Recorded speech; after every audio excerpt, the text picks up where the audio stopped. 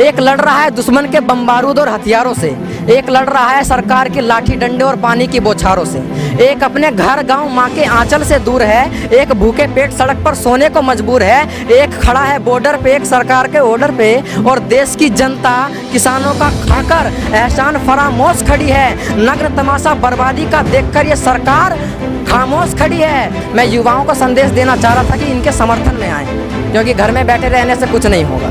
विरोधी कब से हो गए, ये किसी के टुकड़ों पर नहीं पलते, वे पलते हैं टुकड़ों पर, जो ये आतंकवादी बता रहे हैं इन्हें। हम आतंकवादी नहीं हैं, हम राष्ट्रवादी हैं। राष्ट्र की बात, कृषि प्रधान देश में किसान नहीं होगा तो दुनिया के मानचित्र पर हिंदुस्तान नहीं। मेरा नाम शिवम यादव है, मैं लोनी विधानसभा क्षेत्र से आया हूँ और मैं 15 साल का हूँ, 9वीं कक्षा में पढ़ता हूँ। जब मैंने देखा कि मेरे किसान भाई भारत के अन्नदाता इस प्रकार सड़क पर सोने को मजबूर हो, तो मुझ जैसे युवा का इस प्रकार घर में बैठे रहना नपुंसकों की भांति शोभा नहीं देता। ऐसे मुद्दों पर मुझ जैसे युवा का संवेदनशील होना इसलिए भी लाजमी हो जाता है, क्योंकि अगर हम इनके साथ नहीं खड़े होंगे तो ये अन्नदाता अगर एक्सटिंक्ट हो गए, दुनिया से विलुप्त हो गए, तो बताइए हमारा भरण पोषण कौन करेगा। नहीं, मैं किसी के कहने पर नहीं आया, मैं एक राष्ट्रवादी विचारधारा रखने वाला व्यक्ति हूं और मैं किसी के कहने पर बुलावे पर नहीं आया। मैंने देखा कि जब मेरे भारत देश के अन्नदाता इस प्रकार सड़क पर सोने को मजबूर हों, तो मैं, और ये आपने कानून की बात करी, मैंने कानूनों को समझा है, पढ़ा है, लेकिन मुझे उतना समझ में नहीं आया। और लेकिन जब मैंने देखा, क्योंकि ये किसान है, कुछ भी गलत हो सकता है, मैं गलत हो सकता हूँ, आप गलत हो सकते हैं, लेकिन भारत का पेट भरने वाले उन अन्नदाताओं की मानसिकता कभी गलत नहीं हो सकती। अगर इनकी मानसिकता गलत होती तो प्राचीन काल से ये भारत का भरण पोषण नहीं कर रहे होते। मैं युवाओं को ज़्यादातर समझाना चाह रहा था कि किसानों के साथ खड़े होएं, उनके समर्थन में खड़े होएं, और जो ये सत्ताधारी लोग हैं जो इसमें भी आंदोलन में, हमारे संघर्ष में अपनी राजनीति रोटी सेकना चाहते हैं, मैं उन्हें एक संदेश देना चाहता था कि इनसे दूर रहें, क्योंकि अभी राष्ट्रवादी विचारधारा चल रही है, राष्ट्रहित की नीति अपनाना चाहते हैं। किसान एकता जिंदाबाद का नारा, और हमारे ये तो आप भी जानते हैं, मैं भी जानता हूँ, आप पत्रकार हैं, मैं एक छात्र हूँ, और हमने पढ़ा है, जाना है कि प्राचीन काल से ही हमारी कृषि प्रधानता की सभ्यता रही है।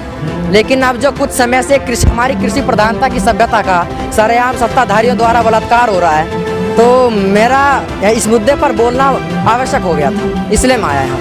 तो मजबूत करने की बात कर रहे हैं, कृषि प्रधान देश वो कौन सा खत्म कर रहे हैं, वो भी तो कृषि को बढ़ावा देने के लिए ये कानून ला रहे हैं। तो मैं बस एक छोटा सा सवाल है, सारी बात यहाँ पर क्लियर हो जाएगी। जो सरकार, जो ये लोग हैं, जैसे आप प्रवक्ता बता रहे थे, ये लोग अगर किसानों तक अपनी बात पहुँचाने में असमर्थ हैं, तो उनका हक दिलाने का सामर्थ्य कैसे जुटाएंगे, बताइए।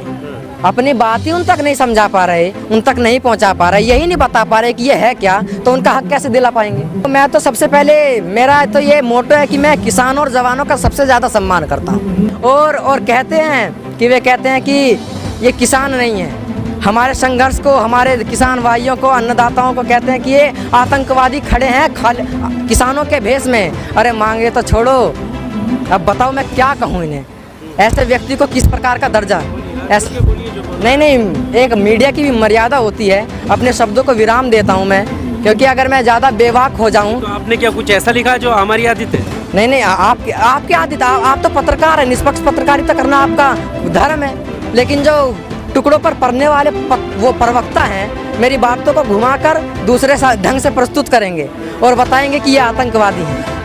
उन्हें, उन नपुंसकों को यह समझ में नहीं आता कि वो जो खा रहे हैं, जो बोल रहे हैं, जो उनके हेड चल रहे हैं टाइपिंग पे, वो भी इन किसानों की बदौलत है। तो मैं उन्हें बताना चाहूँगा कि भारत में सबसे ज़्यादा किसान हरियाणा और पंजाब में ही रहते हैं। भारत में जो किसान होते हैं वो जीडीपी में जो 80% देते हैं किसान, वो हरियाणा और पंजाब से ही होते हैं। अगर ये परेशान नहीं होंगे तो संबित पात्रा जी परेशान होंगे, बताइए। वे तो MBBS हैं, फॉर्च्यूनर लेकर निकल जाते हैं, ये ट्रैक्टर लेकर सुबह शाम खेत जोतते हैं, उन्हें समझ में नहीं आता, हमारे पसीने नहीं दिखते, हमारी भीड़ दिखती है उन्हें। ये तो 40 दिन से किसान भाई नाराज क्यों हैं? अगर इतने ही समझाने में सामर्थ्य होता उनमें, तो इन्हें खुश कर इन्हें समझा कर वे वापसी भेजते। सामर्थ्य है नहीं और कहते हैं कि आतंकवादी खड़े हैं। धिक्कार है ऐसे प्रवक्ताओं पर।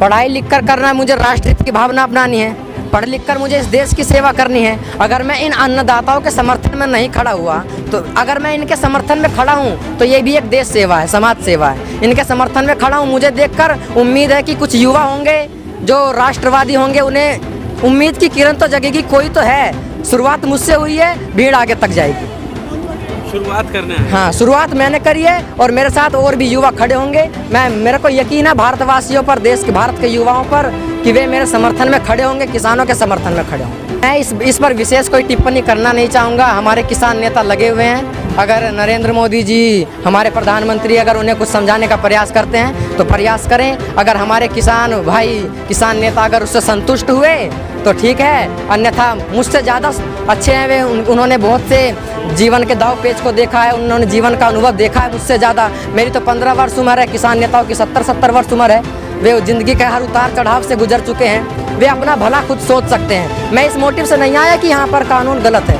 मैं इस मोटिव से आया कि मेरे अन्नदाता, मेरे भारत के अन्नदाता सड़क पर सोने को मजबूर हैं। मुझे उनके समर्थन में जाना है बस। तो मेरा तो बस एक ही संदेश है कि अगर कृषि प्रधान देश में किसान नहीं होगा तो दुनिया के मानचित्र पर हिंदुस्तान नहीं होगा।